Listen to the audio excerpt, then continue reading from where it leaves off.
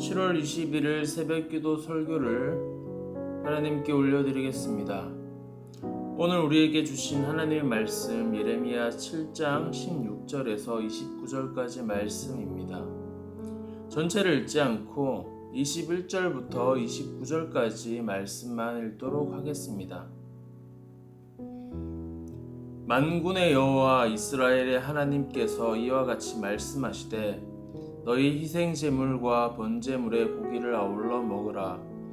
사실은 내가 너희 조상들을 애굽 땅에서 인도하여 낸 날에 번제나 희생에 대하여 말하지 아니하며 명령하지 아니하고 오직 내가 이것을 그들에게 명령하여 이르기를 너희는 내 목소리를 들으라. 그리하면 나는 너희 하나님이 되겠고 너희는 내 백성이 되리라. 너희는 내가 명령한 모든 길로 걸어가라. 그리하면 복을 받으리라 하였으나 그들이 순종하지 아니하며 귀를 기울이지도 아니하고 자신들의 악한 마음에 꾀와 완악한 대로 행동하며 그 등을 내게로 돌리고 그 얼굴을 향하지 아니하였으며 너희 조상들이 애굽 땅에서 나온 날부터 오늘까지 내가 내 종 선지자들을 너희에게 보내되 끊임없이 보내었으나 너희가 나에게 순종하지 아니하며 귀를 기울이지 아니하고 목을 굳게 하여 너희 조상들보다 악을 더 행하였느니라. 내가 그들에게 이 모든 말을 할지라도 그들이 너에게 순종하지 아니할 것이요 내가 그들을 불러도 그들이 내게 대답하지 아니하리니 나는 그들에게 말하기를 너희는 너희 하나님 여호와의 목소리를 순종하지 아니하며 교훈을 받지 아니하는 민족이라. 진실이 없어져 너희 입에 끊어졌다 할지니라. 너희 머리털을 베고 버리고 벗은 산 위에서 통곡할지어다. 여호와께서 그 노하신 바 이 세대를 끊어버리셨음이라. 하나님은 예레미야를 통해 그분이 원하시는 것이 무엇인지를 알려주셨습니다. 하나님이 원하시는 것은 의식이나 희생 제물이 아니라 하나님 자신에 대한 순종이었습니다. 그래서 예레미야는 단지 예배 의식이나 희생 제물로 하나님을 잘 섬기고 있다고 생각하고 있는 백성들을 향해 그들의 잘못을 일깨워주고 있습니다. 21절 만군의 여호와 이스라엘 하나님께서 이와 같이 말씀하시되 너희의 희생 제물과 번제물의 고기를 아울러 먹으라.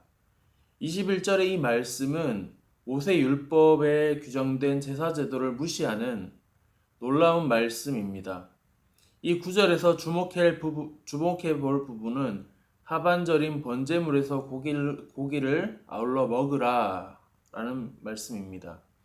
레위기에 나와 있는 규정된 제사 제도를 보면 번제 이외의 제사에서는 희생 제물의 고기 중 일부를 예배자가 먹을 수 있지만 번제로 드려지는 희생 제물은 모든 고기를 제단 위에서 불태워야만 했고 예배자가 절대로 먹을 수는 없었습니다. 그런데 하나님께서 이제 번제물로 드려지는 희생 제물의 고기도 다른 제사의 희생제물처럼 먹으라고 말씀하신 것입니다. 하나님이 이처럼 율법에 어긋나는 일을 명하신 이유는 무엇일까요? 당시 유다 백성들은 하나님께 드리는 제사는 형식적인 것에 불과했고 어떤 방식으로 드려지든 하나님과 상관없는 것이기 때문에 어떻게 하든 하나님께서는 관심을 두지 않는다는 의미입니다. 헛되고 거짓된 유다 백성들의 제사를 거부하겠다고 선포하신 말씀이라는 것입니다. 유다 백성들이 드리는 제사의 잘못됨을 깨우치고자 예레미야는 출애굽 시대를 회상합니다. 22절에서 내가 너희 조상들을 애굽 땅에서 인도하여 낸 날에 번제나 희생에 대하여 말하지 아니하며 명령하지 아니하고 좀 더 구체적으로 설명하면 이스라엘 백성들을 이끌어내어 시내산 아래로 인도하신 날에 하나님께서는 모세를 중보자로 세워 이스라엘 백성들과 언약을 맺으셨습니다. 그리고 이스라엘 백성에게 번제나 희생 곧 거룩한 제사 제도에 대해서 알려주셨습니다. 출애굽기 25장부터 40장에서 아주 자세하고 반복해서 알려주셨습니다. 그런데 22절 하반부에서 애굽 땅에서 인도하여 낸 날에 번제나 희생에 대해서 말하지 아니하였으며 명령하지 않았다라고 예레미야는 하나님께서 그런 말씀을 하신 적이 없다고 말하고 있습니다. 이것은 예레미야가 단순히 말한 것이 아니라 말 속에 담긴 의미를 염두에 두고 말한 것 같습니다. 하나님께서는 순종이 없는 전형적인 번제나 제사 제도에 대해서 명령하신 것이 아닌 순종이 포함된 번제와 희생이었습니다. 레위기 1장에서 번제에 대해서 다루고 있는데 1장 2절 너희 중 누구든지 여호와께 예물을 드리려거든 가축 중에서 소나 양으로 예물을 드려라 라고 되어 있습니다. 또한 3절에서 그 예물이 소의 번제이면 흠없는 수컷으로 회막문에서 여호와 앞에 기쁘게 받으시도록 드릴지라 라고 되어 있습니다. 여기서 우리가 주목해서 봐야 하는 부분은 2절의 가축과 3절의 흠없는 수컷에 대한 부분입니다. 가축은 말 그대로 집에서 기르는 동물입니다. 어디서 사와서 드리는 것이 아니라 집에서 기르던 소를 가지고 드려야 한다고 나와 있는데 이 부분은 요한복음 2장에서 예수님이 성전을 뒤집어 엎은 사건과 연결되어집니다. 요한복음 2장에서 예수님이 비둘기와 소를 내쫓고 사람들의 돈을 엎으신 것은 레위기 1장에 근거하면 먼저는 가축이 아니었다는 것에 있습니다. 이것을 설명하기 위해서는 레위기 본문도 요한복음 본문도 아니기 때문에 설명할 수는 없지만 예수님의 성전 정화 사건은 지금 예레미야서에서 하나님이 말씀하시는 부분과도 연결되어 있기 때문에 제가 잠시 언급했습니다. 두 번째로 주목해야 될 부분은 3절에서 번제이면 흠없는 수컷으로 회막문에서입니다. 레위기가 쓰여질 당시에 회막은 한 곳밖에 없었습니다. 예를 들어 지금의 회막이 광화문에 있다고 생각한다면 분당에 사시는 성도님들은 비교적 가깝지만 제가 살던 대구에서 광화문까지의 거리는 매우 먼 거리입니다. 제가 대구집에서 흠없는 소 한 마리를 끌고 광화문까지 간다고 생각해 봅시다. 제가 소를 어떻게 광화문까지 데려갈 수 있을까요? 화물차 한 대를 빌려서 태우고 가다가 대전쯤 왔는데 소가 멀미를 해서 토를 했다고 생각해 봅시다. 그러면 그 소는 흠이 생겼기 때문에 다시 저는 대구에 있는 집으로 가서 흠이 없는 소를 가지고 올라와야 합니다. 그러면 제가 우리 집에 있는 소는 멀미를 하는구나 라고 생각되어서 소의 몸에다가 귀밑테를 엄청나게 붙여서 다시 왔는데 대전을 지나고 용인쯤에서 차가 유실된 도로를 통과하면서 덜컹했더니 소의 발목이 부러졌습니다. 그러면 어디 가서 치료하고 다시 데려가는 것이 아니라 저는 다시 대구로 내려가서 다시 흠없는 소를 골라서 데려가야 되는 상황인 것이죠. 그렇다면 저는 어떻게 하는 것이 가장 안전한 방법으로 소를 데려갈 수 있을까 고민하게 된다는 것입니다. 제가 소를 끌고 서울까지 가야 되는 상황이고 그렇다고 해서 힘들다고 소를 탈 수 없습니다.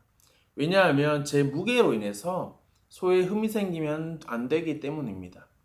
이런 상황으로 봤을 때 분당에 살거나 서울 사시는 분들은 번제를 드리러 가는 길이 비교적 어렵지 않지만 저처럼 대구에 살거나 부산 또는 제주도에 사는 사람들이 회막까지 가는 길이 너무 힘듭니다. 그렇다 보니 요한복음 2장에서처럼 성전에서 파는 비둘기나 소를 사고 싶지 않을까 그런 생각이 들 수 있다라는 것입니다. 제사를 드려야 하는데 거기까지 가는 길이 너무 힘들기 때문에 하나님이 그래서 제사를 너무 힘들기 때문에 충분히 그 사람들은 돈을 주고 단순하게 돈을 벌기 위해서가 아니라 이렇게 힘들고 어려운 일을 하지 않기 위해서 그 성전에서 비둘기나 소를 샀던 것입니다. 그래서 하나님께서 레위기 1장에서 이런 전제 조건을 다셨던 겁니다.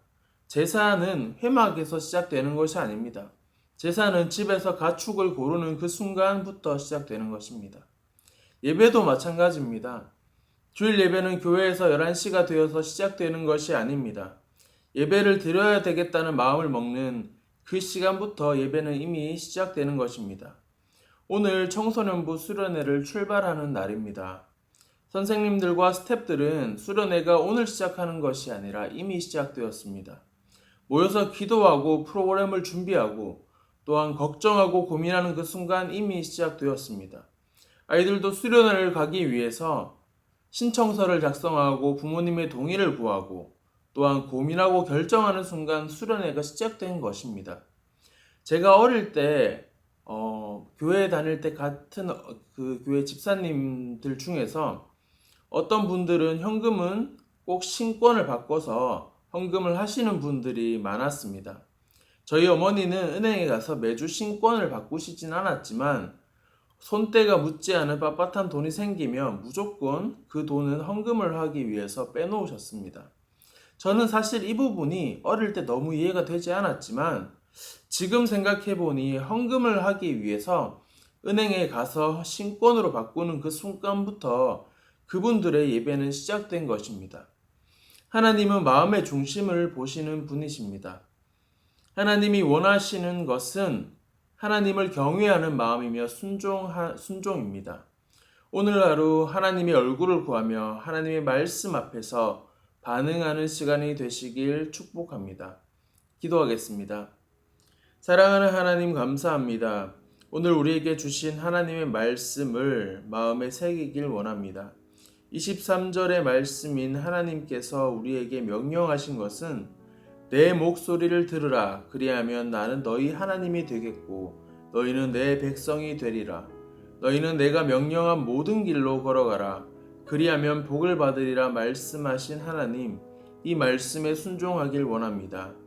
오늘 우리의 모든 삶이 우리가 서 있는 직장, 가정, 학교에서 하나님의 말씀을 붙들고 살아가며 하나님이 예비하신 복을 누리며 살아가게 해 주시길 바라며 우리를 여전히 사랑하시고 우리에게 축복하길 원하시는 예수님의 이름으로 기도드립니다. 아멘. 오늘 주신 말씀을 가지고 개인과 교회 공동체를 위해 두 가지 기도 제목을 가지고 기도드리겠습니다.